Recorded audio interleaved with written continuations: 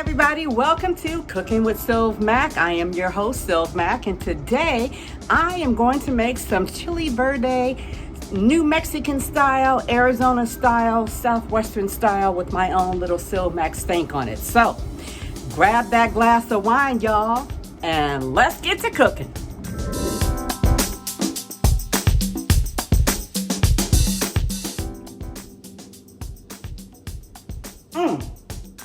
Heavens to Murgatroyd. Stage left, right even. This has a little kick to it. Okay, so I am fresh off of the golf course from my golf lesson, so that's why I got my little hat and stuff on. I decided that I was going to do this chili verde. It's really unique to the southwestern part of the United States, and I love it. It's really flavorful, and it's cooked with a bunch of peppers and tomatillos.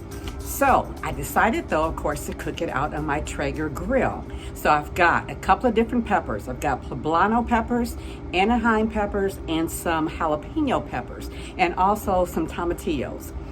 Traditionally, you would do this with hatch green chilies, which is out of New Mexico, but that's in season only for a short amount of time.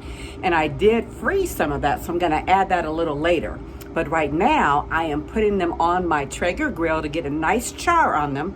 Then I'm gonna sweat them out in the bag, get some of that char off and give it a nice smoky, roasty flavor. Then I'm gonna blend it up. And I'm also going to use some pork tenderloin. So let me show you though what I'm doing right now with the peppers. I'm charring the peppers right now, so you can see nice and dark and charred. So what you want to do then is put them into a plastic bag so that they can sweat. And by doing that, then it makes it easier to remove that skin from it, because you don't really want the char part of it. So I got these beautiful, if you can see those, beautiful pork tenderloins. And I decided to use the pork tenderloin instead of the pork butt. Traditionally, they use the pork butt, but I'm trying something different. So we're gonna find out how this recipe really turns out. And what I decided to do was I'm gonna smoke them on my Traeger a little bit, and then I'll cut them up into little pieces for the pork stew. The other thing is I brine these for just like maybe an hour, and I brined it with a little brown sugar, salt, a little vinegar, and some garlic, and a few red pepper flakes. And then to season it, I just season it with some salt and pepper. But I found this, y'all know how I like to find all type of spices. This green chili, and it is actually out of, put it over here, it's actually out of New Mexico. And so I seasoned the meat with that as well.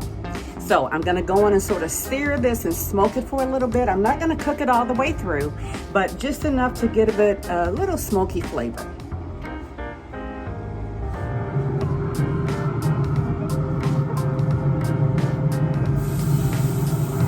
Ooh, you can hear that sizzle.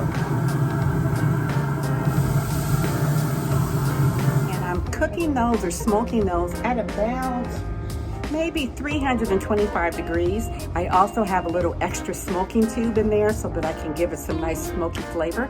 And I think I'm gonna try to cook those maybe for about 10 or 15 minutes. I'll take them off the grill, see what they look like, and then I'll take them inside the house, and then we will put everything together for this beautiful chili verde. Remember, we put the various peppers into a plastic bag so that they could sweat. That makes it easier for you to take off the charred skin that's on there. So you can do it a couple of ways. You can just use your hands and kind of peel off the skin. And you don't have to worry about getting every little piece of the charred skin off, because, you know, some of it on there gives it a little flavor. But you get the majority of it off, and you just kind of peel it like that with your hands. And we're gonna puree this later. So like here's one here. If you wanted to, you can just sort of peel it off with your hands, or you can also start it with your hands and then take a butter knife and sort of scrape it off that way as well. So I'm gonna put those into the blender, and the same with the poblano peppers, the jalapeno peppers, and the Anaheim peppers that I have in there. And then what I ended up doing because I knew that these only stay in season from mid-August to mid-October. I have some, these are the hatch green chili peppers, or hatch green chilies, from New Mexico. And they're only in season from mid-August until mid-October, and you can't find them every place. So if you can't find them, that's fine. Use the Anaheim peppers, or Anaheim chilies. But I have these, so I'm gonna add these too, just to give it a little oomph. I'm so excited. I also am going to add into the blender, I just pulled off my garlic. So I roasted some garlic. I'm gonna squeeze those out and put those in there as well.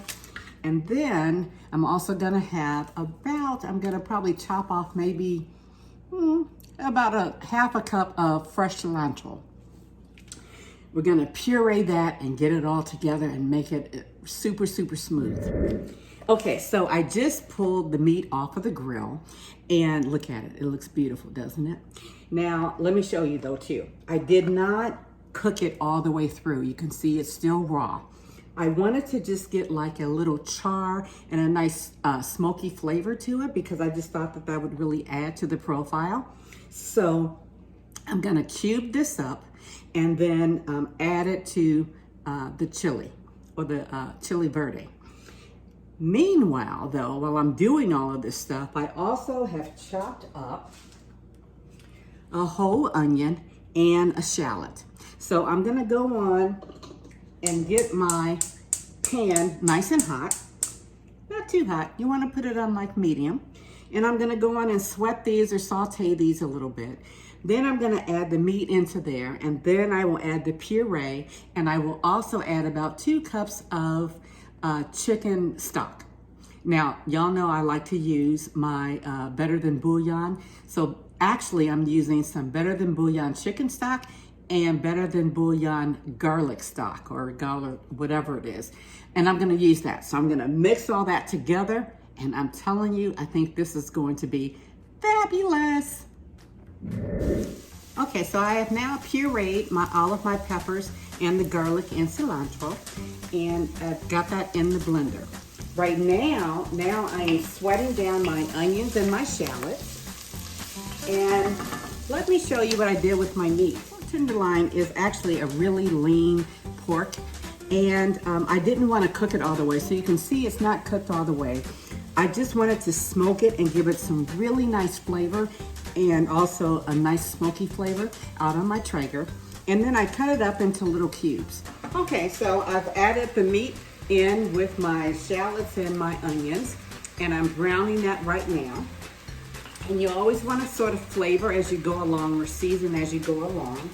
So the seasonings that I'm gonna use is, I'm so excited. Y'all know I like to look online for different type of seasonings.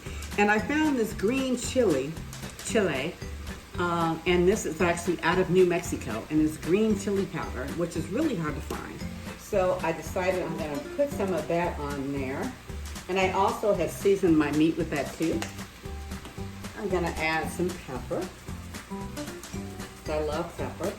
And I don't know about you, but I like really coarse, either fresh cracked pepper, or I like to use butcher block. And butcher block pepper is a little coarser, and it's really nice. And actually, when I talked to the pitmaster, Trey, he told me about this, and I was like, ooh, thanks for the tip. And then, I don't have it, but if you do have Mexican oregano, that's awesome. But I just have regular oregano. So we're gonna add some oregano to that as well. And then I would say, now I'm gonna add some cumin. Cumin, though, you know, is really strong, so we don't wanna add a whole lot. So I would say like maybe 1/4 of a teaspoon that you wanna add. Maybe a little more. And of course, you always wanna add a little salt.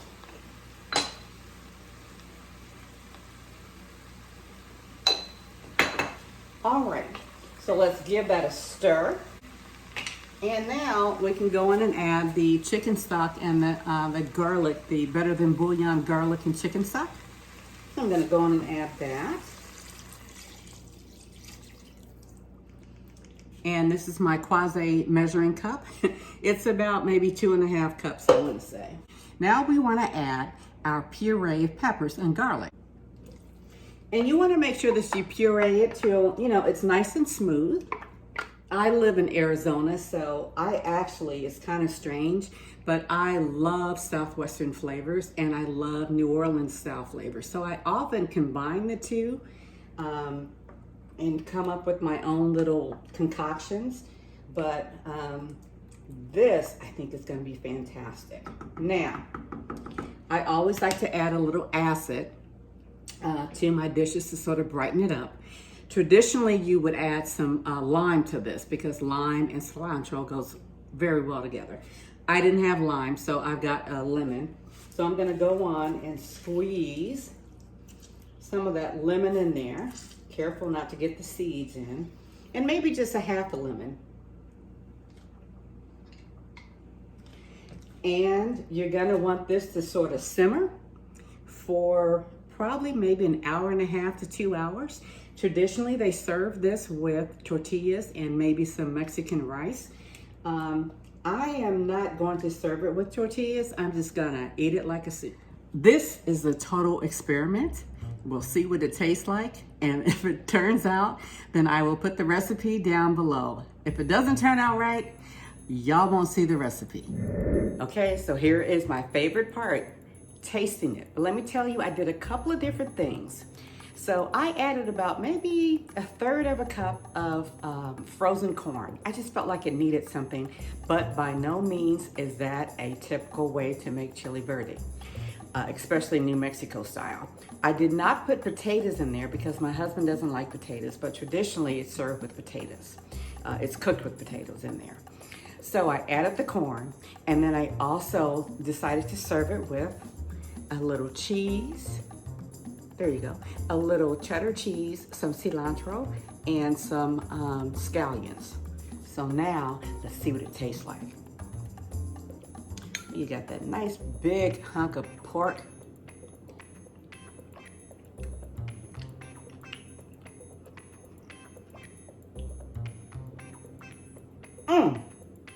Heavens to Murgatroyd.